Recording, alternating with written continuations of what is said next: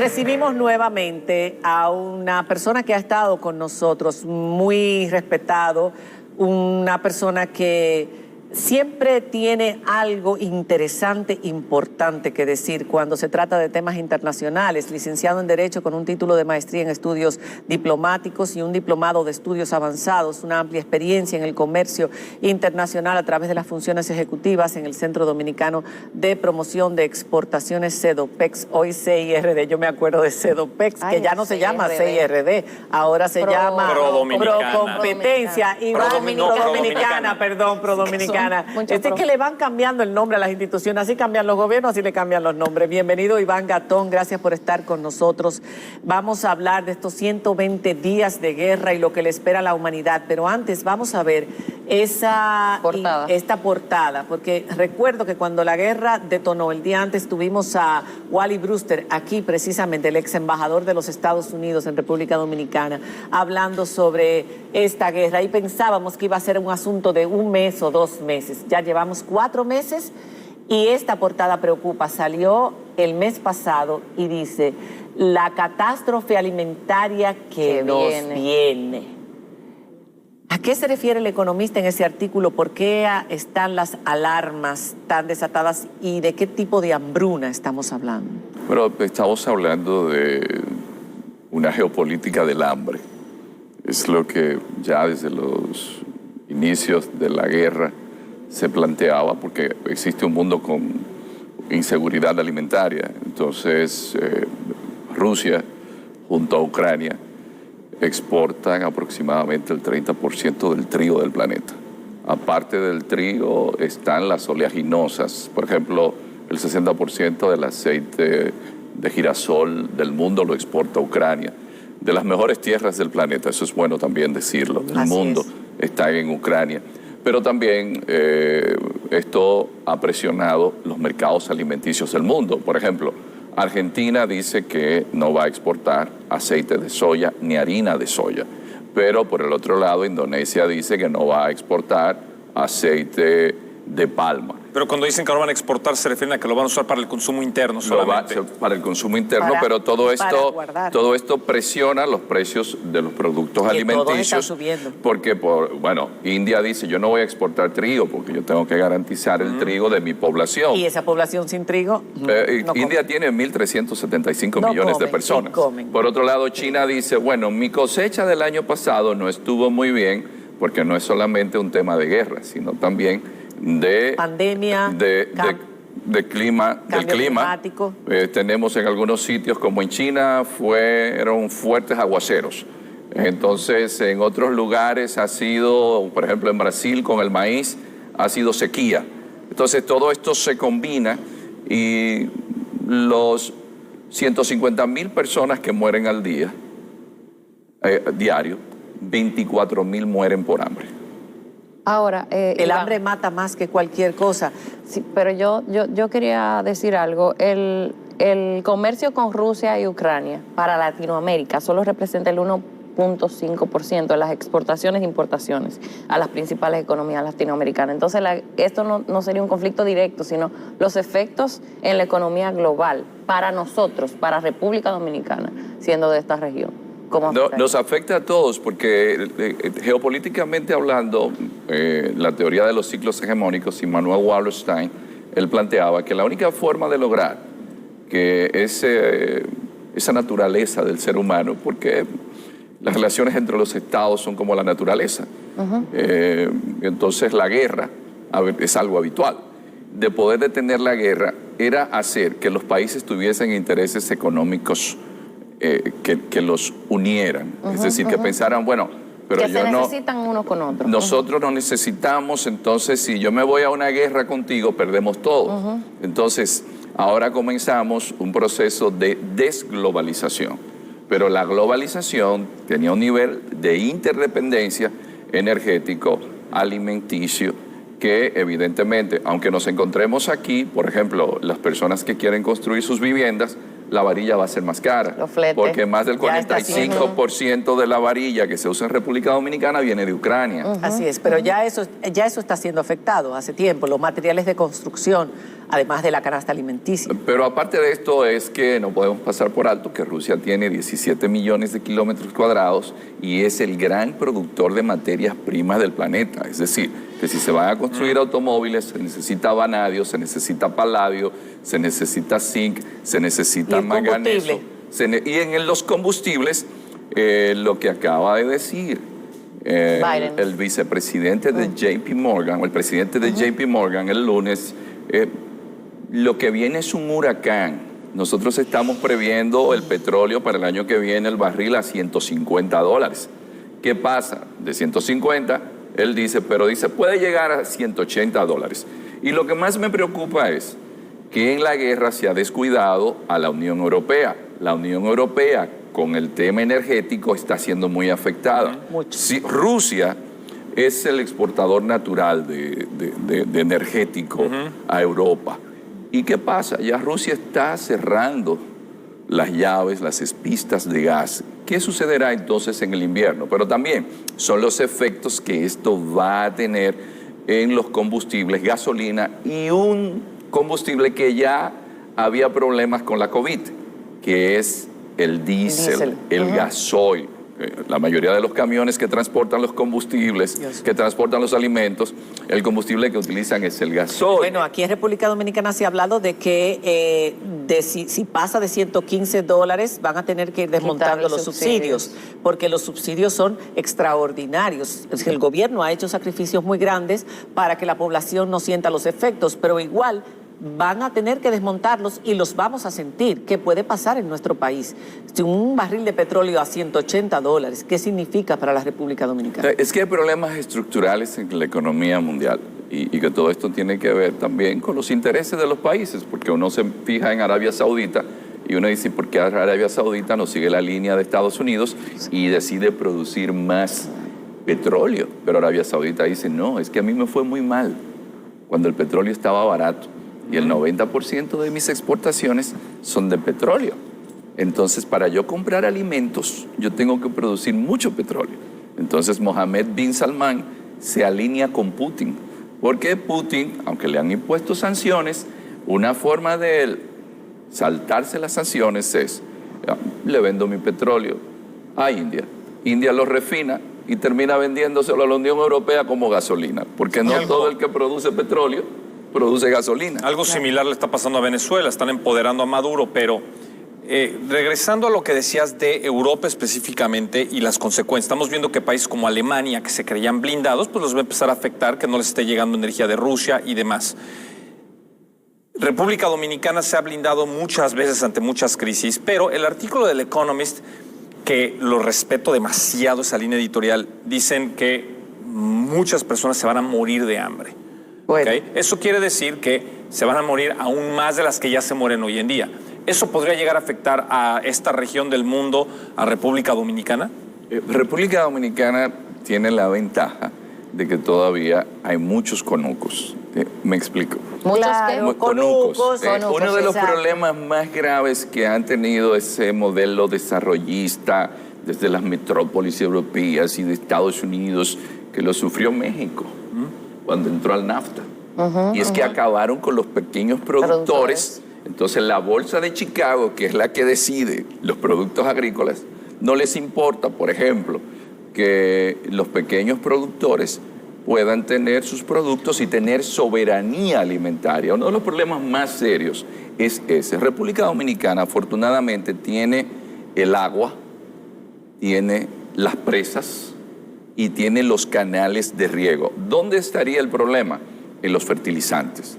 Rusia, Bielorrusia son de los mayores productores de fertilizantes del planeta, que han aumentado mucho.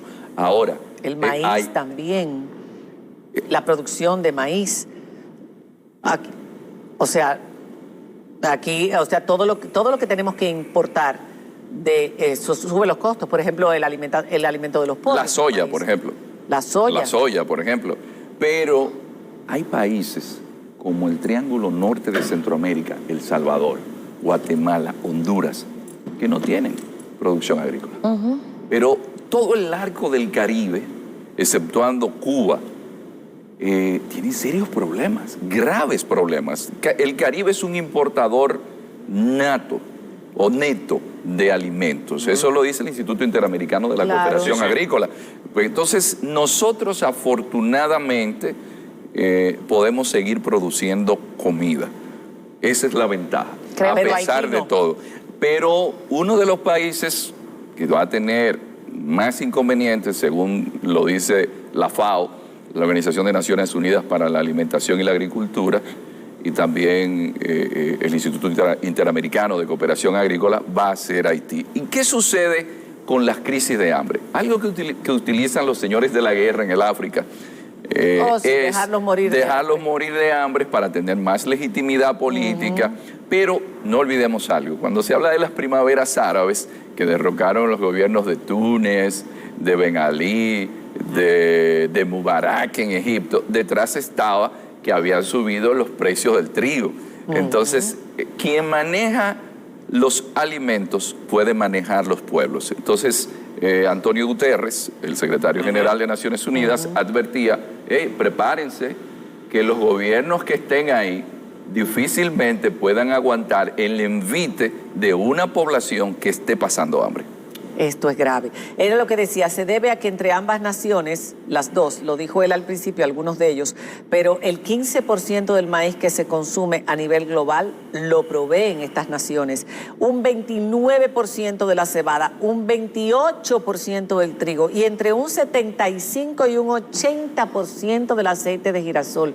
Son alimentos básicos, no solamente para nuestro consumo, sino para alimentar a los animales, a los pollos, por ejemplo, el maíz. O sea, si hay una hambruna, que ahora mismo hay un problema con los huevos y los pollos en Haití, hay una situación y la gente está desesperada. Si hay una hambruna en Haití, las consecuencias para la República Dominicana pueden ser severas. Ahora, ¿cuánto se prevé que puede durar esta guerra? Porque al principio nos hablaron de 3 meses. De hecho, Putin pensó que en 2 o 3 meses Putin no le llama guerra todavía. No, en 2 o 3 meses esto iba a quedar resuelto porque la amenaza de la OTAN está ahí. Ellos han colaborado con el gobierno ucraniano de una forma u otra, mandando armas, mandando militares, y Putin no es tonto. Entonces, él no va a ceder. ¿Cuánto puede durar esto? Ninguna de las partes cede. Jens Stoltenberg, que es el secretario general de la Organización del Tratado del Atlántico Norte, dice que los europeos deben ir preparándose para que la guerra dure varios años. ¿Qué?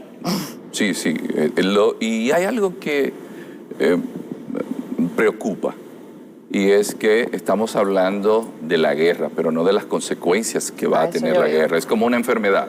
Usted tiene la enfermedad, pero ¿y cuáles son las consecuencias? Nosotros estamos viendo las consecuencias de la pandemia ahora mismo. Porque todo esto lo vamos a tener reflejado el año próximo. Por eso, cuando vemos lo de las sanciones a Rusia, yo me pregunto, ¿cuántos años tiene Irán con sanciones? ¿Y han podido derrocar el régimen? Y Cuba Putin está mandando utilizar dinero en efectivo. No, porque le han bloqueado todo. Entonces, a los ciudadanos. ¿Ustedes piensan realmente, o sea, los expertos internacionales, y que esto puede durar varios años? Lo primero que pensamos era que no se iba a dar. Si usted busca todos los centros de pensamiento, militares, civiles, todos nos equivocamos, porque sabíamos que esta guerra sería como lo que ha sucedido siempre en la historia de la humanidad. Los seres humanos desatan procesos que después no saben cómo manejarlos. Y lo que tenemos ahora mismo es una guerra que Rusia no va a ser vencida y Ucrania tampoco va a vencer a Rusia. Y mientras tanto, el resto de la población Ucrania mundial está resistiendo como los rusos nunca pensaron, pero tampoco los rusos están atacando como pudieran. No, los rusos lo que han hecho es buscar su parte del Donbass y coger todo el acceso al Mar Negro. Exactamente. Entonces, eso se sabía que iba a ser así. Ahora, esa guerra pudo haberse evitado. Esa guerra se pudieron haber sentado, como siempre han hecho las grandes potencias, y decir, mira, ¿cuál es el inconveniente? ¿Tú no quieres que yo amplíe la OTAN? Porque eso de la soberanía, eso es un asunto que los que estudiamos geopolítica sabemos que eso es relativo. Cada imperio tiene su esfera de influencia y a partir de ahí ellos deciden. Lo que todo el mundo se ha sorprendido es que la guerra haya ocurrido. Y lamentablemente hay un símil. Cuando comenzó la Primera Guerra Mundial, todo el mundo pensaba que eso iba a terminar pronto. Ahí yo iba. En la segunda posguerra, en 1944, se firmó el acuerdo Bretton Woods, que impuso el dólar como la divisa líder. Luego eso fue eliminado por Nixon, se impuso el dinero fiat después, etcétera, etcétera. Hay una posibilidad de que esta guerra, luego de que pase, fragmente más el mundo en lo económico por bloques geopolíticos y que el dólar pierda su poderío mundial. Bueno, lo que pasa es que el dólar, lo que se conoce petrodólares, Estados Unidos se quedó sin reserva de oro porque invirtió el dinero en la guerra de Vietnam, que fue una guerra que se hizo sin impuestos, y Charles de Gaulle llamaba a esto el gran fraude, el más grande que se haya hecho en la historia de la humanidad. Estados Unidos comenzó a imprimir papeletas sin respaldo en oro.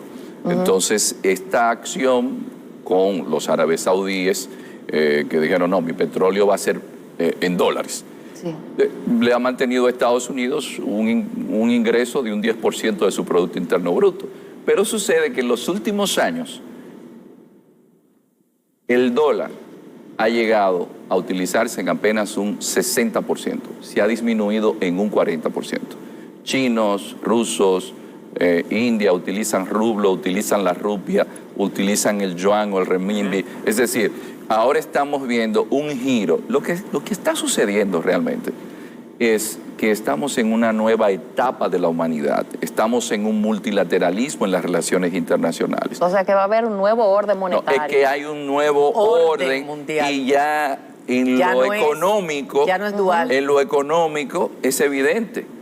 Las partes están alineadas. Ahora, nosotros no nos hemos dado cuenta de que ya hace tiempo, por ejemplo, que la administración Obama dijo, es que tenemos que movernos hacia el Asia, porque es que el mundo grande está en el Asia. Así es. Un solo país del África, que es Nigeria, va a tener en el 2050 la misma población casi que toda la Unión Europea, Iván, por un tema de población. Iván, nada más, va a haber intervención, porque en este momento todo el mundo está dejando que se den Ucrania contra Rusia, ¿no? Y están ayudando, mandando aquí, mandando allá. Un poco como pasó en la Segunda Guerra Mundial hasta que Estados Unidos decidió entrar.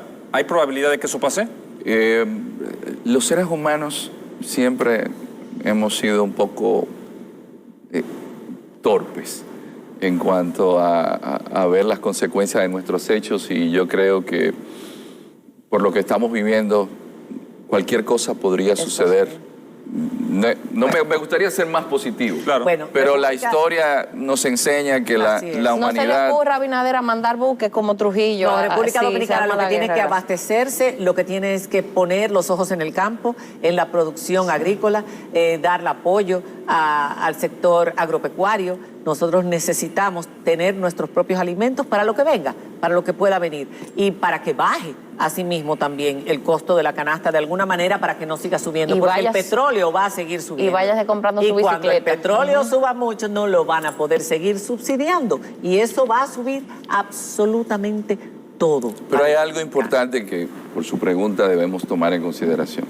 Rusia es una potencia nuclear.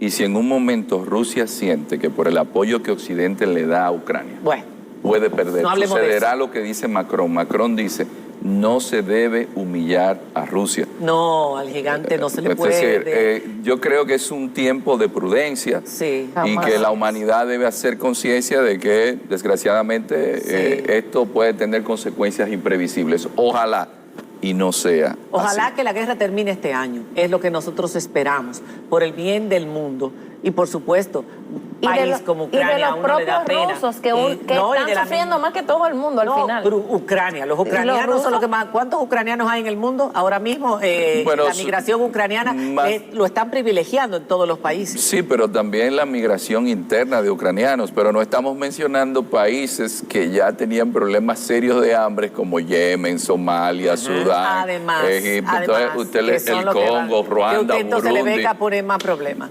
Así es. Gracias por haber estado con nosotros, No, de nada. Una verdadera lección y una clase interesante para todos nosotros. Hacemos una pausa. Cuando regresemos, tenemos aquí a una persona muy especial, con una historia más especial todavía, junto a su madre. Ya volvemos.